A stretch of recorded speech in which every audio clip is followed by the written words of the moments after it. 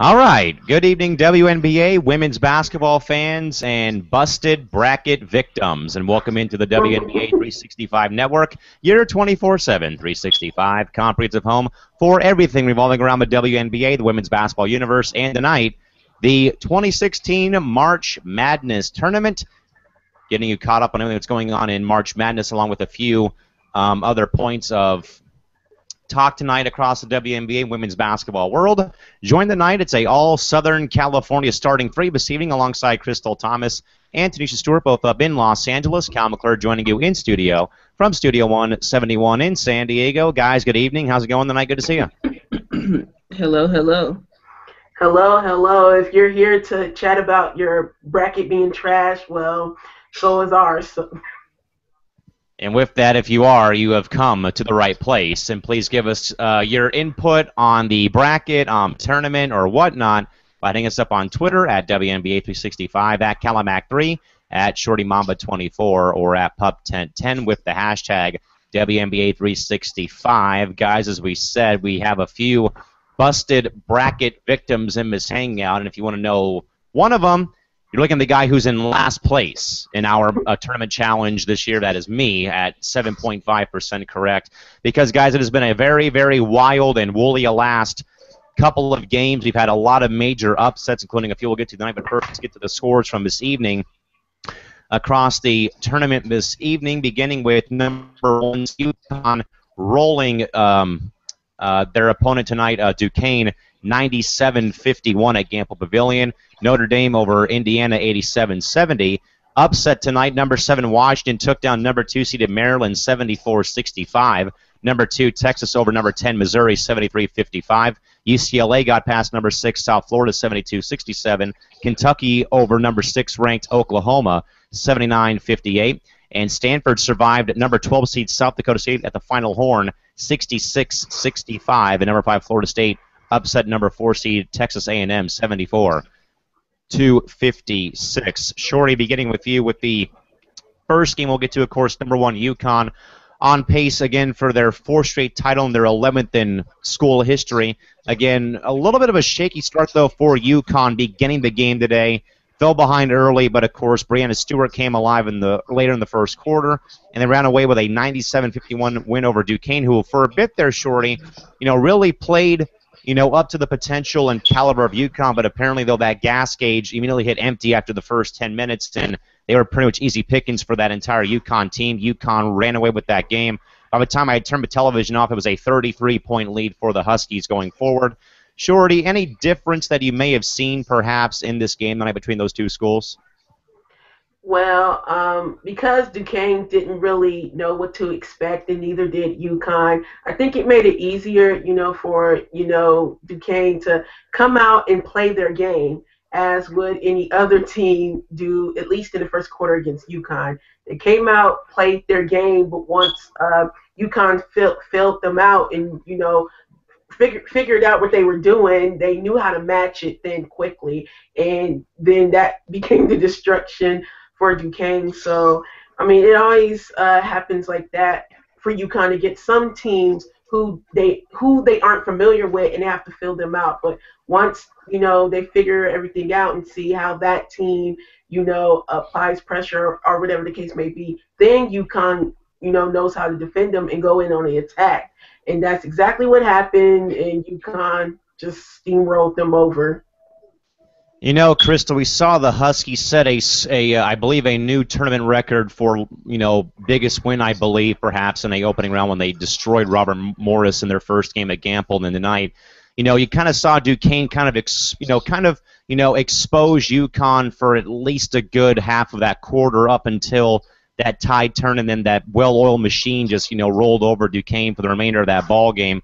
And obviously, I think the big play that everyone's still talking about was Breanna Stewart having 3 blocks on 1 possession late in the first half of the game this evening. And of course, then once halftime ends, and then UConn just goes right back to the well. And again, you saw, a lot of great ball movement, high-low passes, post play from Stewie, from Morgan Tuck down low, a lot of three-pointers as well that UConn drove in, and of course a sold-out crowd at Gamble giving their seniors a final salute in their final home game at Gamble this evening on the UConn campus. Crystal, your final takeaway from tonight's game between UConn and Duquesne, what is it? I would have to agree with Shorty when it comes to teams that UConn has ever played before. They start off pretty slow, but I mean, UConn is just they're just UConn. I mean, I can't really say anything about them. They're just the best, and obviously they're really well coached. They have a really good core, and they're just a scary team. They're a dynasty in college, women's college basketball. I mean, they're going to be that for a while. And I was telling Shorty earlier, the only way that they can lose is if they beat themselves, and I don't see that happening anytime soon. I Correct. mean, yeah, I don't know what it takes to stop UConn, but whatever anybody is trying, whatever they have tried, is definitely not working. But I mean, they're just an amazing team.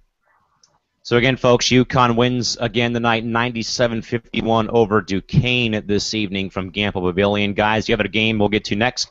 Notre Dame up over Indiana tonight, 87-70. Notre Dame at number 1 over number 9 seeded Indiana this evening in South Bend. You know, Shorty, Notre Dame has kind of been, you know, obviously they've been on the upcline or upswing as of late, and they have obviously they've been a perennial contender that's normally in that Final Four picture, Elite Eight picture every year so far. And, you know, it's just a matter of time before this team really crests and gets to the top and finally, you know, gets that championship. I guess, you know, we saw Notre Dame obviously, you know, breeze by their first game. Anything different in your mind that you saw from game 1 to now for the Fighting Irish this evening? I saw, the difference in the opponent. Now, Indiana, I'm pretty sure if you don't watch a lot of, Indiana, you probably don't know or didn't know what to expect from them. I surely didn't. And when watching, that game, I mean, I didn't expect it to be as close as it was. You know, I expected a blowout, but then Indiana came out and Tyra Butts, oh my goodness, she came out, played amazing, and this is the same player that had to play off 40 minutes the previous, game because I mean she had to in order for them to advance. So she was willing to play another 40 minutes tonight, and she, gave it her all.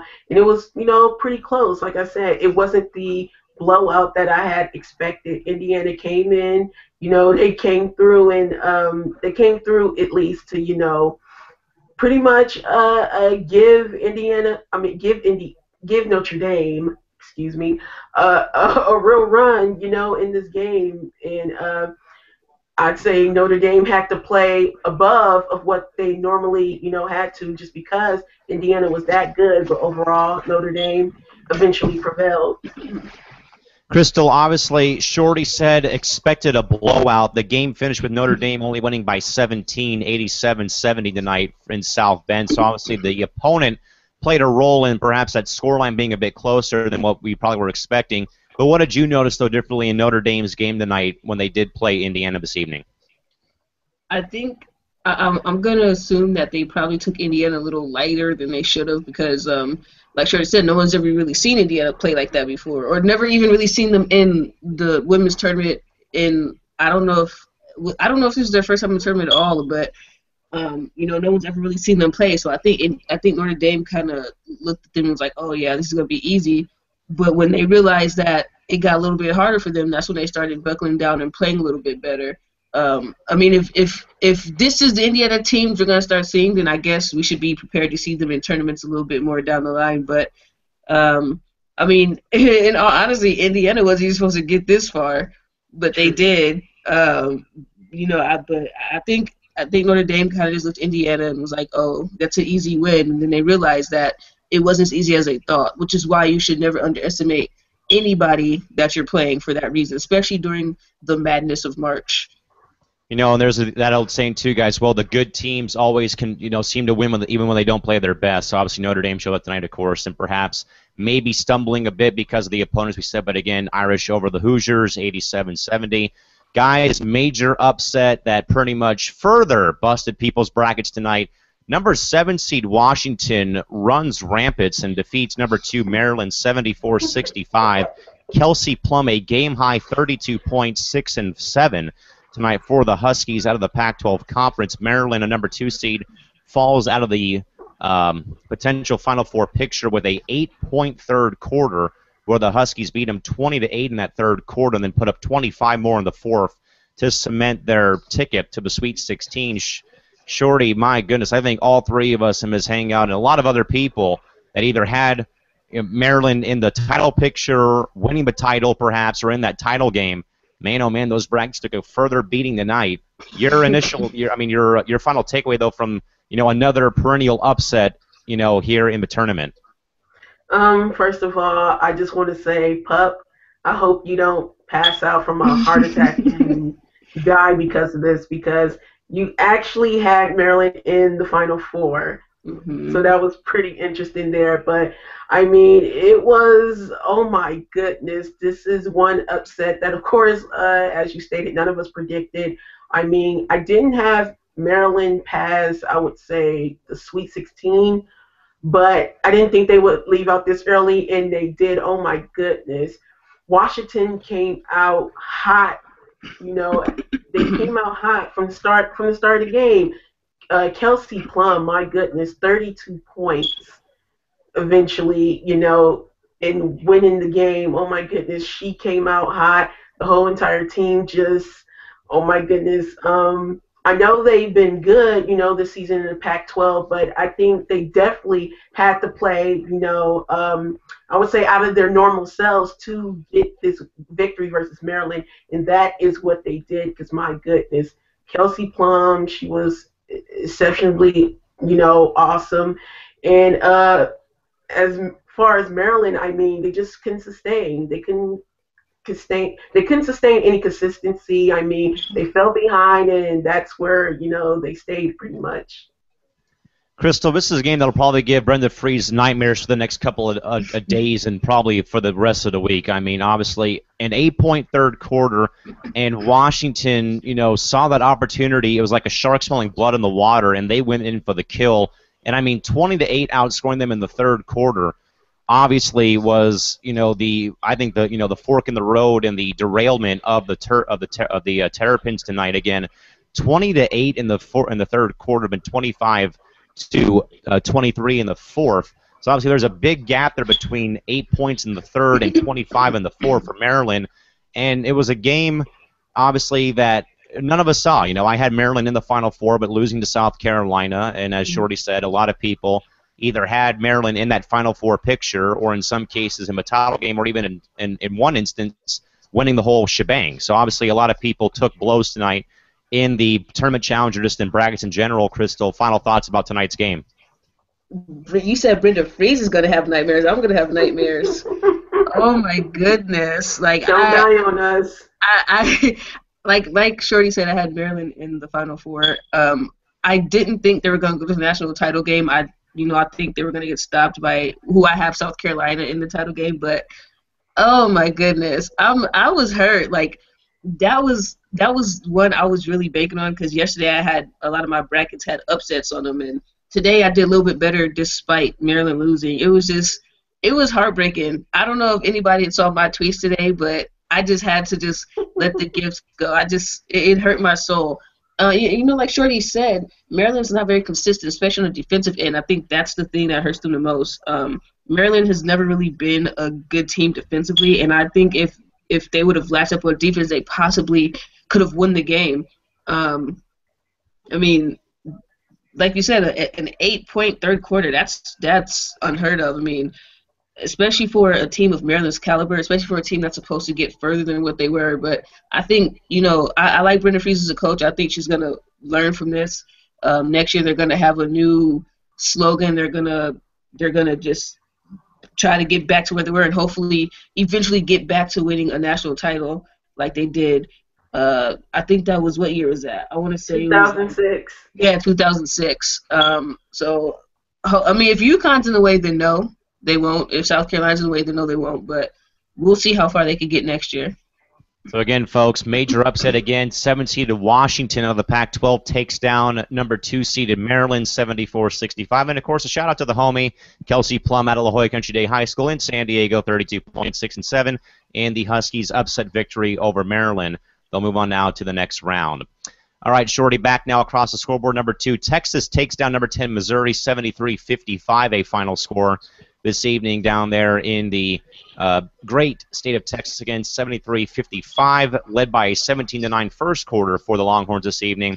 Obviously, Shorty, seeing Texas, and obviously Big 12 conference is, it's on the upper echelon of women's college basketball. Always been a very good and very, a very good perennial conference. And seeing Texas, again, they've kind of revived their program down there. They had a really good season this year, and obviously this win proves that, of course, taking down a team out of the SEC in Missouri.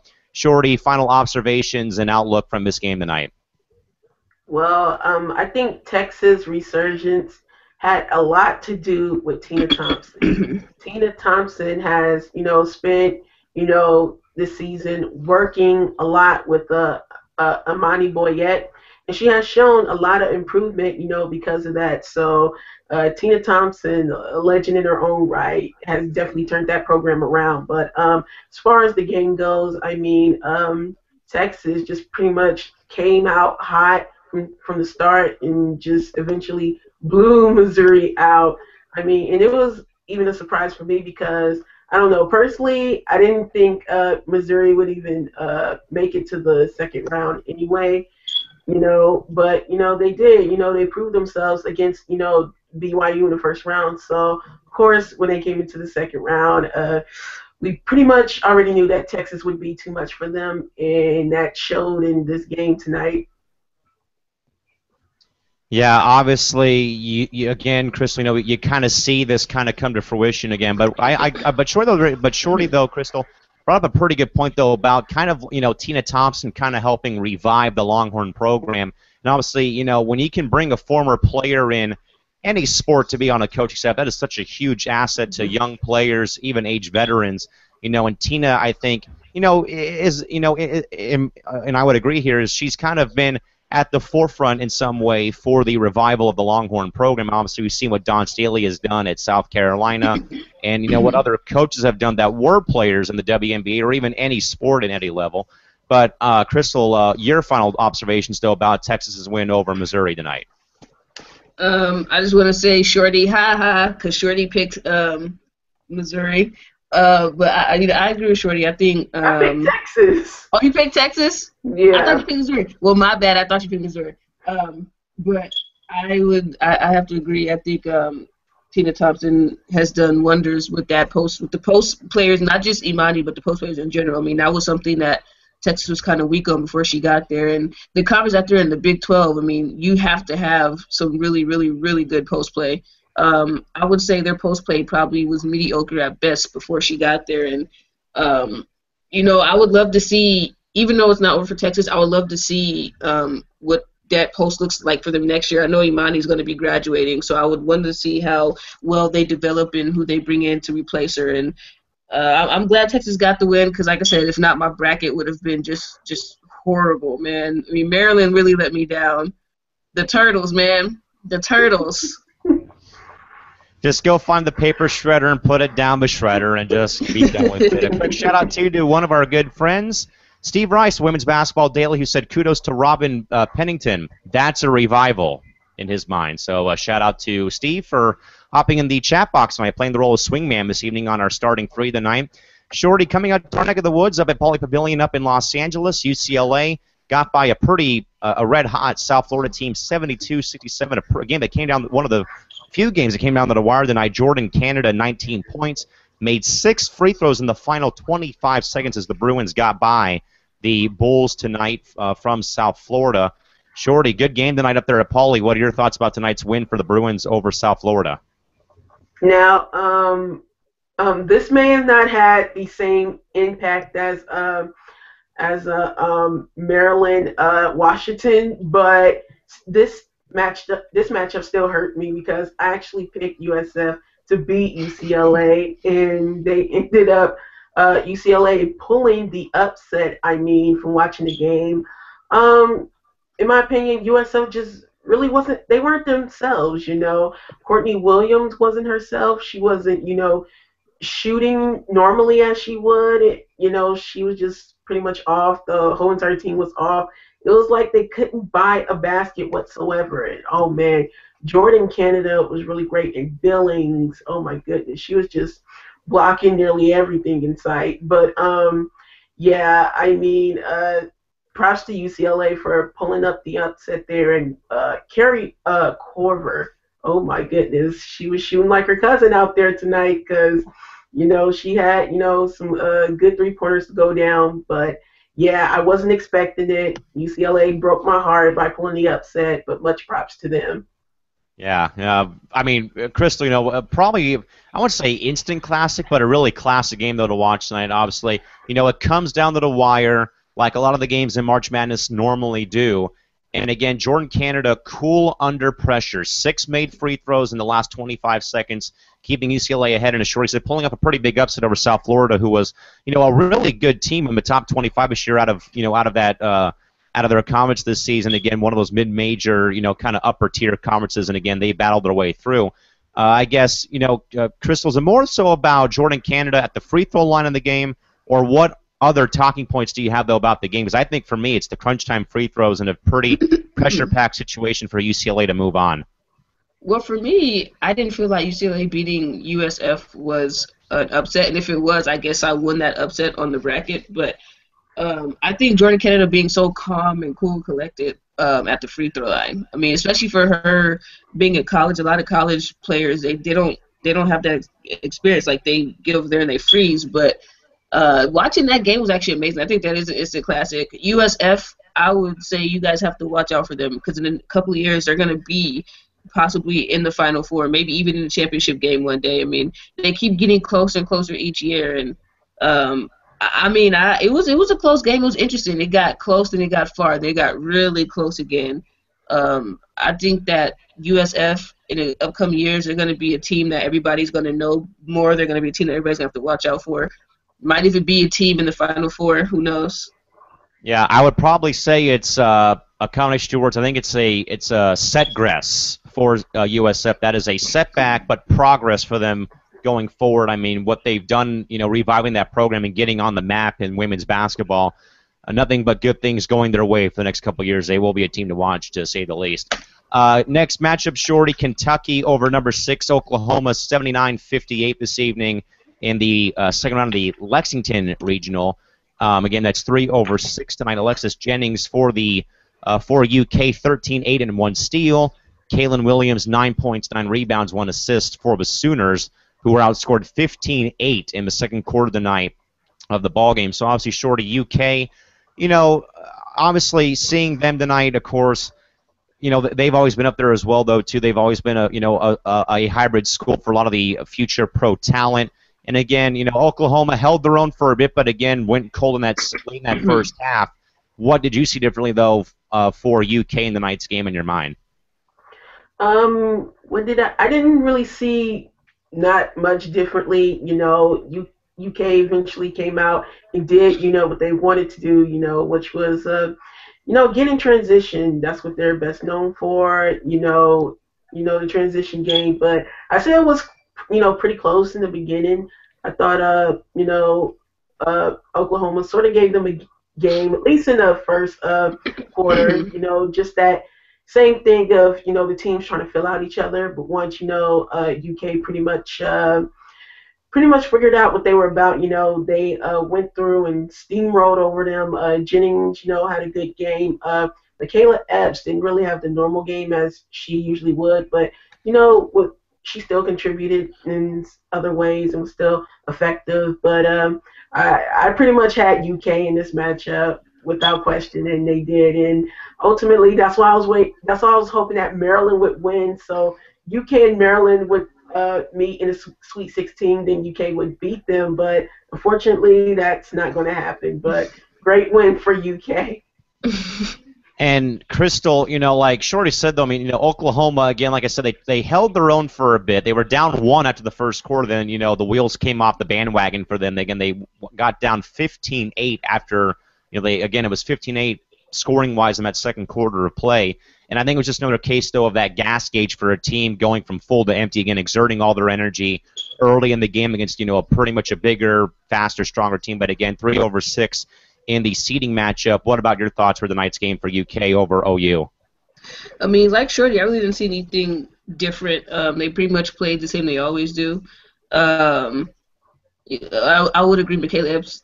They kind of, I'm not gonna say they shut her out, but they defended her pretty well. I mean, she really wasn't as much of a factor as they would have hoped. But UK, that just lets you know UK has other weapons. I mean, they had one star player down. They had plenty others to come help up and clean up the mess. And like Shorty, I too thought it was gonna be UK and Maryland. That's but at least I have my other teams I can cheer for. For a second there, I thought Stanford was going to let me down too. I was going to throw my computer for a little bit, I think that matchup pretty much went how I expected it to be. I thought UK was going to pull that one out, and they did. Speaking of the devil, up at Maples Pavilion up in Palo Alto, guys, holy smokes, what a game. The Stanford Cardinals survive and advance. A big scare from the Bunny Rabbits, from the South Dakota State Jackrabbits, 4/12, 66-65 from Maples Pavilion. It is a game-winning three-point play for Stanford with 8.2 to go in the fourth quarter. Erica McCall, 20-12 in a block for the Cardinal. Macy Miller, 19, 8-1 for the Jackrabbits. But again, Stanford somehow, someway claws back. They were trailing for much of the second half. But again, Shorty get bailed out by McCall with 8.2 to go in the game. And I believe that was actually Lily Thompson that may have got that right. I think the stat tracker may have been wrong, or that was just an overall blunder by me. But it was Lily Thompson making that go-ahead three-point play for Stanford. Crucial time, big call made in that game. Shorty down to the wire, and Stanford advances. What do you got to say? Oh my goodness. Crystal, you talk about a heart attack. I definitely would have had a heart attack if Stanford would have lost because, as everyone knows, Stanford is my team, basically. And, I mean, much props to South Dakota State. They played fearless. They played like not only did they wanted the game, but that they were going to, move on to the Sweet 16. They just had that confidence, and they were ready. They came out doing all the right things. It's just sadly for them they couldn't sustain. And yes, my girl Lily Thompson with the clutch play, near the end to seal a 1-point victory for Stanford. That takes a lot of guts, but I'm glad that she did, so my team can still survive in this tournament. Go Stanford! Crystal, in a month, dub March Madness, we've seen upsets at both levels. We've seen half-court shots. We've seen leads blown with 30 seconds left, like we did a couple nights ago in the men's tournament. We've had major upsets on our side of the ball. But seeing this, though, a number 12 ranked team, South Dakota State, leading pretty much all game long for a bit, in a three-point play, is how their run in the tournament ends. And obviously, for a school like that, that can only help that program continue to go upwards with recruiting and stuff. They had a pretty deep run, in the tournament, and they almost took down Stanford, one of the perennial powerhouse institutions of women's college basketball. And again, they only lost by a point. It wasn't like they got blown out by 20 or more points, so they would have had to face UConn or someone like that. But Stanford battling back, getting off the canvas, battling all second half long, getting down by as many as 4 or 6 points, and still finding the way to get the victory tonight on their home floor. Crystal, we talk about Maryland, but what about Stanford, though, for you going forward into the next round? That was you. If you thought Maryland was bad because this game was after Maryland, I was like, no, not again. Not again. But I'm glad Stanford pulled it off. And you kind of feel bad for the Jackrabbits, though. I do and don't for the sake of my bracket. But if I didn't have a bracket, I would feel bad for South Dakota State because they played really well. They played a hard game. Nobody thought they would get as far as they did. And they almost had it. You remember earlier when I was saying the only way you could beat UConn is if they beat themselves. So ultimately, South Dakota State beat themselves. Those late fouls, especially with 40 seconds left in the game, that was very costly. And Lily Thompson just proved that Nerd Nation is there for a reason. And just because it's Shorty's team, I'm just gonna say, I guess, go Stanford. Woo woo. Yeah. Only until they play Notre Dame and South Carolina, then But woo woo for now. There's a Stanford alum on this wall, folks. I'll just leave it at that. But we'll move on from here to the next game. Shorty, Florida State takes down number 4 seeded Texas A&M. pretty lopsided tonight. 74-56 in College Station in the Dallas region for round 2. Oh my goodness, Shorty. Florida State. Obviously the ACC. Is kind of not real. It's one of those conferences that's kind of up there, but at the same time, they're kind of wishy-washy is all I would say for it. But again, A&M goes down in flames tonight. What about your thoughts on the final game of the evening? I was not expecting it to be the blowout that it was, but oh my goodness, Texas A&M, after, getting out of the first round, of course, even though they had 2 players suspended for unspecific reasons. The next game they came out in the second round, they couldn't sustain, any consistency whatsoever. Courtney Walker, tried to do her best to carry, the team, but it just wasn't enough. She didn't have anyone else to step up, and Texas A&M went down in flames. Props to Florida State because, they pretty much took advantage of, tough situation that Texas A&M was going through. Not taking anything away from Florida State because they pretty much came out and proved themselves, but it was a great win for them. Bad situation for Texas A&M. And Crystal, you brought up this point twice, but a case of a team beating themselves. It's the players that were suspended that beat their own team. In this case, getting those 2 players getting suspended for violation of team rules, of course, which is but guys, it is a really common suspension during March, of course. Curfew is out there. A lot of other things that go on behind the scenes that we don't know about, but obviously. In a case, Crystal, of teams beating themselves, 2 players beat their own team tonight with A&M going down with their 2 big guns out of the game tonight. Obviously, Crystal, that was probably a contributing factor to the loss for the Aggies. What about your take, though, on tonight's game?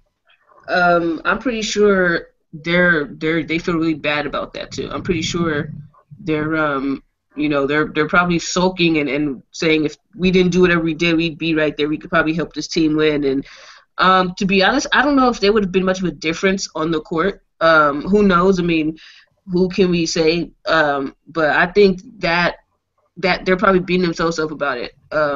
I think they were beating themselves up about it the first game, but they won, so it was more of like okay, we could take a deep breath. But it's a lesson learned. I think one of them was a senior, so she won't be back. But for the other one, it's a lesson learned for her not to do that again and Courtney realize, Williams.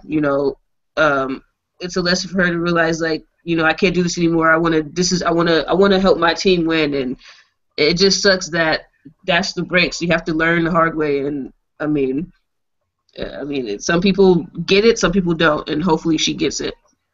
Yeah, hopefully for the best, and that is the end of round 2, folks. On to the Sweet 16 that will kick off on Friday, March 25th, with plenty of games across your viewing platform. All beginning at 4 o'clock Pacific and 6:30 across the time frames. 7th-seeded Tennessee at against number 3 Ohio State. Syracuse, South Carolina, Washington, Kentucky, and Stanford, Notre Dame, all on Friday. And guys, Steve Rice actually asked us for predictions for the games on Friday, so we'll go around the horn here real quick and begin with Stanford and Ohio State. Shorty, go ahead and start us off. Who you got? Quickly, I'm looking at my bracket. Sadly, I rooted for Tennessee, especially in the second round to beat ASU. But in my bracket, this is where their ride ends. I have Ohio State beating Tennessee. Crystal, how about you?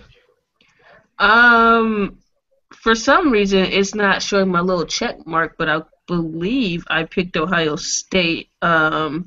Tennessee was already supposed to be out of my bracket like a while ago, so I'm not really concerned with them. But I picked Ohio State, but it's not showing up. But I say Ohio State over Tennessee because Tennessee does not know how to play team ball, and when they try to play team ball, it just something happens. I don't know what it is. It's like a deer in headlights out there. But I pick Ohio State, but for some reason it's not showing up. Yeah, they were out of my bracket on the Tournament Challenge show where I said, Green Bay was going to beat them, obviously, but that's that's the reason why, folks. I'm at 7% and in last place in the thing. So that's in case you're curious about how it's going out there. But I think now, guys, that Tennessee, are they a different team now that it's tournament time? We talk a lot about light switches coming on and off for teams that they, turn it off, turn it on. Did they finally, dust off the cobwebs on that light switch and go like this, where now they've been pretty much playing solid basketball so far? Going to the chat box from Corey, who says Ohio State needs to beat Tennessee, so I still have a chance to win the WNBA Tournament Challenge despite having USF in the Elite Eight and BYU in the Sweet 16. Well, Corey, at least you're not at 7% like I am in the bottom and in the cellar holding you guys up in the bracket in the standings, so you can just, count your blessings for that. All right, Shorty, back over to you with this one. Syracuse taking on South Carolina 4v1. Who do you got? South Carolina. No ins. No ends, if or buts. SC all the way. Crystal? You already know who I'm picking. South Carolina's in my title game. So if they let me down, if South Carolina lets me down, it was one thing for Maryland to let me down because they weren't going to go to the title game anyway. But if South Carolina lets me down, I think I really, might cry because they're supposed to get to the title game. That's who I have in the title game. Yeah, I also have South Carolina defeating Syracuse, and I also have them in the title game. But if they bomb out, then I'm really in trouble. All right, Shorty, so now we have Kentucky and Washington. Probably what we did not see coming, of course, with Washington pulling off that upset today.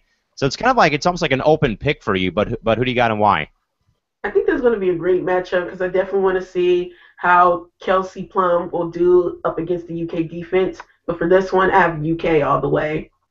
Crystal, how about you? Well, because they beat my team, I'm gonna have to go with UK. But the way Kelsey Plum is playing, I don't even know anymore. I don't even know. I just hope somebody does it for Maryland. Just do it for Maryland, UK. I'm a homer. I'm a homer for Kelsey Plum, so I'm going with my girl from Country Day, and I'm going to go with Washington now that my bracket's already down the tubes and done. All right, Shorty, pretty good one here. 4v1, Stanford, Notre Dame. Who do you got? Stanford is my team, but it's going to come to an end. Notre Dame all the way. KT, what do you got? I got Muffet McGraw. I'm going with Muffet McGraw on this one. Really? Over Tara Vanderveer? I mean, they're both really awesome coaches, but I'm gonna have to go with Notre Dame. I'm gonna I believe I have Notre Dame going to the Elite Eight before they were supposed to lose to Maryland. So Notre Dame is still in my picture. Here. So I'll go with my Irish roots over the trees from Palo Alto. So that's your matchups on Friday. On the next installment of the tournament, of course, on Sweet 16. And guys, Corey is back in the chat box. Crystal, the UE says, if South Carolina loses, I'm joining her in crying. LOL. So yes. I think that will include me because I'll be 0% correct for the entire tournament because I am South Carolina. I am literally screwed. So I'm not winning anything this year, mercifully. So I'm gonna pay my debts to the great fans that will be winning those prizes once it's all said and done. Coming up once the tournament does conclude.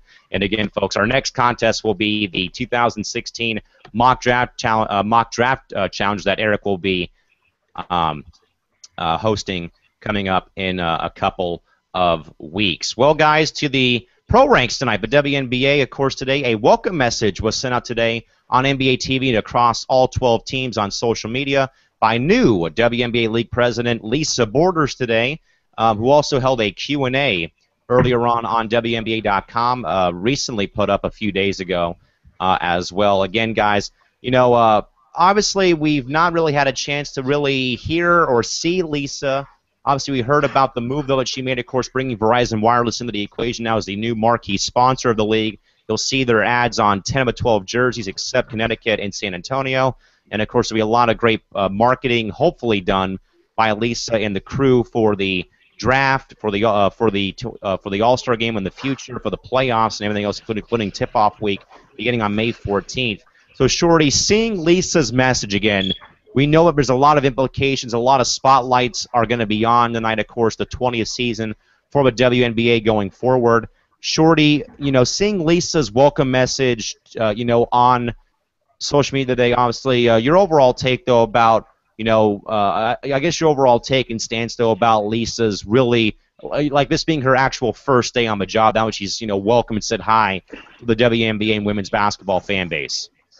Well, I think it was, great on her part to introduce herself, give a quick little background and basically, talk about, what she's planning to do at least for this season, and she also has a Twitter account as well. I think it's still the same WNBA Prez account that was formerly under Laura Ritchie, but now it's under her. So fans will get to talk to her directly, if they have any questions or comments or whatever the case may be, But it was good that she, introduced herself, to the fan base, like I said, and just gave a brief message, trying to just pretty much, let everyone, know about herself and things like that, and I just think it's very good, and hopefully, we'll be hearing more from her throughout the season.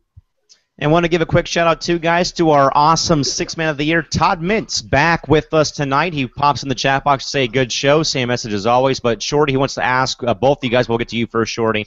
Do you believe that Lisa said anything important in her message to the fan base today in your mind? I mean, overall it was important, but I just think she kept it in a general sense. Just the general, like I said, introduction and things like that, and talked about what she was going to do for this season. But overall, yeah, she kept it in a general sense. Crystal, again, seeing Lisa come out today, obviously this, almost kind of starts the WNBA new year. I was going to say more so it's when the draft hits for me is when the new year begins for WNBA basketball. But again, seeing the new president come out at the NBA TV studios and say, hey, how's it going? Good to see you guys. Obviously, her new Twitter handle, of course, is going to be at WNBA Prez. But I guess, Crystal, your overall take, though, about Lisa's introduction to the league, and also to answer Todd's question as well when you get done with your response, do you think that she said anything important to the fans in your mind, though? What do you think, though? For the first question about if she said anything of importance, I think, like Shorty said, I think she just gave us a general introduction, which was cool because I think she's the first president to actually give us a message and say, hey, this is, I'm here. This is what I plan to do. This is what I hope to do. I hope we stay successful. And hopefully, about the Twitter page, hopefully she actually tweets more and does respond more than Laura Ritchie did. I mean, Laura Ritchie never really was on Twitter like that. Because I would love to ask the president a question, especially about expanding the All-Star game. I would love to see like a skills challenge again or like a three-point challenge again. So hopefully she will be active enough on her page to where she actually does respond and does talk to us fans and the audience of the WNBA. And I think it's pretty cool. I'm expecting there to be some excitement with her, and I already like her already. I mean, she seems like she's genuine. Seems like she really wants to expand and do for the league. So I'm okay with that. Guys, I would agree. Obviously, it's kind of like the presidential inauguration speech, basically for for politics. It's just like a generic welcome and kind of laying out the framework of what's going to happen. So I think all the importance of it will be covered, sometime very soon. As well, Corey, by the way, Crystal agrees with you. He says Prez needs to use social media and interact with fans more than her preceded, which obviously. It was kind of, what really wasn't used very well by Laurel or even like her next closest person. So Corey agrees with you, KT, that the president needs to be sociable and use the Twitter handle with the fans out there. And I guess, Shorty, that kind of leads me to a new point now about Lisa Borders is, the pressure I think that she's going to be under for the first part of the season is going to be. There's going to be a lot. I think that a lot of fans are going to want stuff right away, where, as we said, though, you got to give her that 1 to 2 year window to kind of get her feet wet, obviously, because you can't get it done like this. This isn't, this isn't Chris Angel Believe at the Lux in Vegas. You can't have it done with a stroke of magic. You got to wait and really see what happens. Shorty, to kind of go back to that point, though, obviously, is, how important will it be for fans to have patience with the new president as we get the ball rolling in May? Well, once again, they'll definitely, as stated, have patience, give her time. I know they're going to, want to expect a lot of things, and it's pretty much the same, general things fans have been asking all along. They'll talk about expansion. When is the league going to expand? When are we going to get more sponsorships? Uh, how to improve TV ratings and things like that. So it's just pretty much going to be the same stuff. But again, she will get that done. I'm positive that she will. We just going to have to be patient. We already got that new, sponsorship with Verizon, so that is a start, for the league. But again, she can get, things done, but we will have to be patient on our part. Just because things don't happen, right away, don't come out with your pitchforks and torches ready to burn down the WNBA offices and NBA offices. Be calm, be patient, and I believe she will get things done. Now, Crystal, as much as it may be on the fans to have patience, Steve Rice brought up a good point, though. It all goes back to Adam Silver. I think that he's onto something here, but I guess, Crystal, to get to the first part of the question before we go back around the panel here, how important will it be, though, for fans to have patience, though, with Lisa as we get the ball rolling in a few weeks? It will be as important as, patience for the fans is going to be as important as the patience as us LA fans have been for us wanting to win a championship since, 2001. So now they will feel our pain as LA fans on how it feels to be, and 2002, I'm sorry, how it feels to be patient. But I think if we give her time, everything will do just as well as it's supposed to be. I think the league will actually prosper, and she seems like she really wants to help. She seems like she's really about the league. Not saying that Laura Ritchie wasn't, but you can kind of see that sometimes Laura Ritchie was busy with other things, which is why I think she did resign. I mean, ultimately, if your heart's not in it, don't break it even further. And when it comes to Adam Silver, I think he's going to give this new president a little bit of leeway to try to, do things her own. Not saying that he's not going to assist her, but I think he's actually going to let her take the wheel on this one. I think he's going to say, this is your Porsche, you got to drive it, and just keep it from crashing. And Shorty, I was going to bring up that point, of course. Obviously, Adam Silver ruffled the feathers of the WNBA fan base, obviously, in late September with those remarks about, the league not meeting NBA level satisfactory from the NBA front office, obviously. And during the time while they were looking for the new president, obviously Mark Tatum did a phenomenal job, though, filling in as the league president for that brief time, obviously. And Mark, of course, we see him all the time at the draft. He's always there, for the draft lottery, announcing who's going to be picking where. So, obviously, so Mark did a good job, I guess. But I guess I would ask Shorty, does it all kind of fall back though on Adam Silver if, in fact, the league does not continue to go where it's supposed to be going sometime in the future? Yes, I think all fingers. No, seriously, all fingers, all blame will ultimately go, on Adam Silver because, as I might have previously stated in other broadcast shows of ours, I mean, Adam Silver is more than a president and president of the NBA. He was one of the founding fathers of the WNBA, and and he has the NBA league offices, still controlling it now. So yes, all fault will be placed on him, as to if Lisa Borders does not perform up to her standard, they will ask him, why did he bring her in? What was the thought process behind that? And in regards to, the comment he previously made, I didn't think the comment was too bad. I just, think from his mind, from him and David Stern's standpoint, they, were hoping that the league would just be, viable, that the WNBA at this point in time would have been able to sustain on their own, but sadly that hasn't happened yet, so it's going to continue to need the NBA's helping hand until then. But yes, just everything will come back to Adam Silver if Lisa Borders doesn't pan out and if the league continues to struggle. Yeah, obviously I would agree. Crystal, what about you? I mean, obviously, if things still are even keel or kind of dip a little bit below that, that invisible, threshold for the WNBA to succeed, how much blame does Adam Silver get for the move that he made? I too agree with Shorty. I was just laughing at how she said she was like, yes. She was kind of like, duh.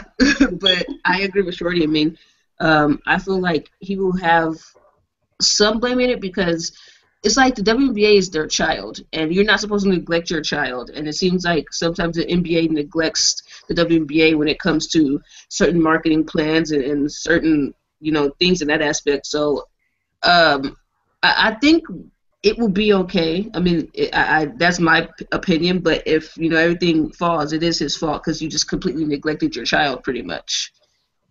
So, guys, we're going to now go back real quick to the chat box to read another post from our good pal again, Sixth Man of the Year, Todd Mintz, joining us again on the program via our chat box. Todd says, in regards to Lisa Borders being the new president, he says, I want her to come out with such as her idea to get that new partnership with Verizon and start fighting for these ladies to start getting better pay, better TV deals, etc., and help promote expansion. We have been stuck on the same 12 teams for too long and too many years. So, Shorty, that's all going to probably come with time, though, once this all does happen. But, Shorty, we're going to go off the floor real quick, guys, to, again, a pretty, obviously, I know that we've talked about, these issues quite often, again, obviously, with, males taking shots at female athletes. But, of course, guys, a very notorious one came out over the weekend from the Indian Wells Tennis Club, of course, which already has a bad enough track record, of course, being a place where Serena Williams did not play her WTA matches for quite some time, with having a very bad relationship with the with the resort and the tennis club there. And obviously the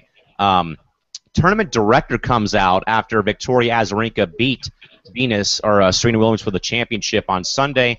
And again, sure, that we've seen again many times with other female athletes, or just in anything in general, can more sexist, unnecessary remarks being about female athletes again made by the tournament director and I believe one of the higher ups too for Indian Wells. And obviously, Shorty, Indian Wells may have a very nice golf course I've played, but is a very notorious town and city for tennis in regards to female tennis, is what we've seen over the past. And Shorty, we saw both Lisa Borders and even Swin Cash and Tina Charles in the Liberty come out and make statements about what was said and done. And obviously, of course, like we see all the time, of course, with with a male that is anti-female sport or female athlete, again coming back and saying it was wrong, this and that, yada yada yada, all the boo-hoo and all that other nonsense that they always spew after something like this comes out. But obviously, Shorty, I mean, I'm not really surprised that it was at Indian Wells. Like I said, they have a very bad reputation, of course, for being very notorious and very blunt, and very,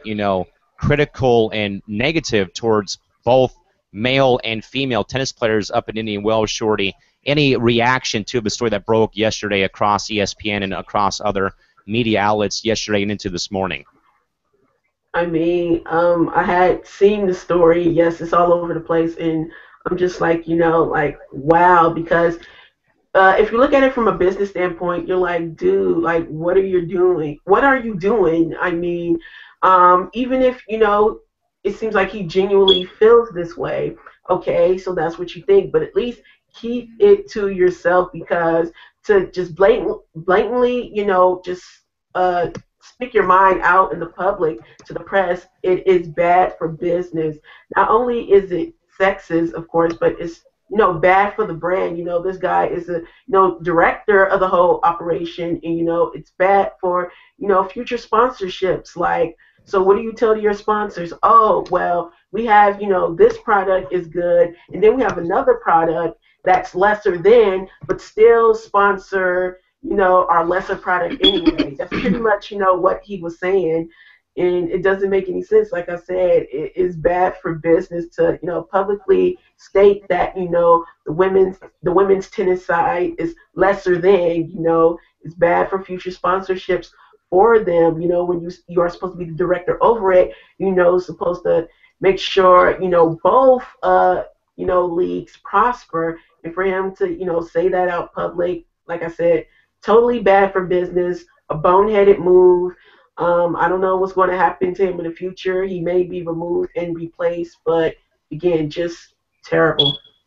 And Crystal, in a bigger flop, a more embarrassing mistake was made by the NCAA for women's college hockey for their Frozen Four. They gave away beanies to the University of Minnesota, who won the tournament over Boston College, that had the men's Frozen Four logo on it in Tampa Bay, which obviously I thought was either a intentional mistake made or was done intentionally perhaps for one, or maybe it was a generic mistake, but obviously two issues that have come up in the past 48 hours involving women's sports. But obviously the one that I think is more talking about, I think, is obviously, Crystal, Indian Wells, again, has had such a very bad reputation for being very notorious with either fans getting involved, towards the competitors, even in this case, the tournament director, for heaven's sakes. That'd be like, that'd be like Adam Silver dissing the league. Obviously, it's happened, but I mean, that'd be like him making remarks about one of the players in the WNBA, perhaps, or someone else in the NBA front office. I mean, I'm not talking Gilbert Arenas guys, but like someone in the NBA front office, like Mark Tatum, Adam Silver, or someone doing that to one of the players in the WNBA going forward. Crystal, any reaction to this story at all? And again, just piling on more and more nonsense to the female sports spectrum? Well, for one, sorry for the interruption. My computer started talking to me. Two, Raymond Moore has actually resigned from the position like 21 minutes ago. So he actually resigned because of his statements. And I just think that just goes to show you that women's sports, no matter, and Serena's a great athlete. Those tennis players are really great athletes. So I actually feel women's tennis is better than men's tennis, to be honest with you. But like Shorty said, that was just bad for sponsorship. And I mean, who wants to work with the guy who's sexist like that? And it just sucks that a lot of sports in this world are sexist, that a lot of owners of teams are sexist. And I mean, that's just, I'm not surprised about those comments. I mean, things like that happen in any sport. So I mean, I'm kind of glad he resigned, because I don't know if it would have gotten any better for him. But honestly, I wish I could say I was surprised by the comments and all this that happened, but I'm not. Oh, and like I said too, guys, I mean, Indian Wells has had a very bad reputation of being very notorious, very, very, not the best place to play tennis recently in recent memory, of course, with this coming out. And, Serena Williams, guys, did not play at Indian Wells for at least over 10 years because so much, drama and nonsense towards her and her sister when they were playing doubles or playing against each other at Indian Wells. But as you guys heard as well from Crystal, that person that said those remarks has resigned from his position because of those remarks made about Serena Williams and about tennis in general for women. And Shorty, I think I feel worse though for both Rafael Nadal and Roger Federer, who were named by the former tournament director, that were in his quote about that. It's like, why are you bringing me into the conversation about female sports in general? That'd be like me going out to a female broadcaster and talking down to her, which I would never ever do to anyone in my industry. That's what it would, but that's what it would be like, Shorty, because that's what it came to yesterday with this. And obviously, as we said again, that person again in charge, resigned today. But again, Shorty, if you're Roger Federer and Nadal in this predicament, I mean, how bad do you, how crappy do you feel that your name is linked to sexist remarks made by the director of the tournament, for heaven's sakes? I'm pretty sure they wanted no parts, of that comment, and definitely didn't want to be attached to anything he said in that negative light. But of course, he said that, and I don't remember the exact quote, but he said something along the lines of, the women stars in tennis should be on their knees thanking those two said players, for being in tennis and giving them the spotlight or whatever the case may be. Like I said, it's on the lines of what he said, but just for him to make that, statement, they should be on their knees thanking them. It's like, slow down there, brother.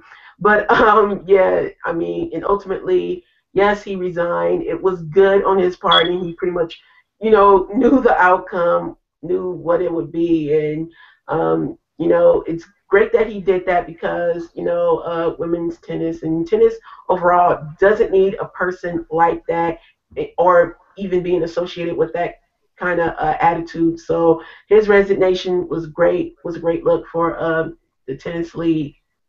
Crystal, we got about a minute left here real quick, but I'm just going to bring this up real quick is, there's a difference about what he said and looking up to someone as an athlete. Like I had put out today on Instagram, guys, of course, Steve Nash had retired today last year, and I wrote about how he was a role model for me when I was playing basketball when I was younger, and how that carried on, seeing him play and how he carried himself off and on the court of play. But obviously, Crystal, like we said though, I mean, How would you feel, though, if you were in that spot as Rafael Nadal and Roger Federer were being in those remarks made by that tournament director?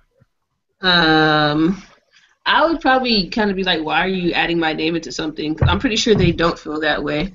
It's kind of weird. Like, a lot of people think that the male counterparts in these sports like degrade the women and disrespect the women when they actually like the women players. So I think it's sad that he would just assume because of who they are that they probably don't watch women's tennis or they're not a fan of it. And I don't think that's right. I don't think that's cool. And now he put Nadal in a tough spot. Like, he's probably feeling really uncomfortable with the situation when he had nothing to do with the situation at all. Yeah, I totally agree. But with that, though, folks, we'll quit while we're ahead and sound the final buzzer right here. Big thanks to all of you out there that, of course, are partaking in our tournament challenge course. We had 15-plus people join the tournament challenge this year. And, of course, obviously, I'm in last place, so I'll just stop right there talking about it. But a big shout, though, folks, obviously, for making this possible for us to be able to, again, host Tourney Challenge 2016. But with that, though, folks, until Wednesday night, for Crystal Thomas and Tanisha Stewart, both up in Los Angeles, and for Corey, Todd Mintz, Steve Rice, joining us in the comment box tonight, this is Cal McClurg signing off. We'll see you folks back here on Wednesday night, back here on WNBA 365 with more March Madness and free agency talk. We'll be back here again on Wednesday night. Till then, folks, enjoy the rest of the week. See you on Wednesday. Good night. Bye-bye.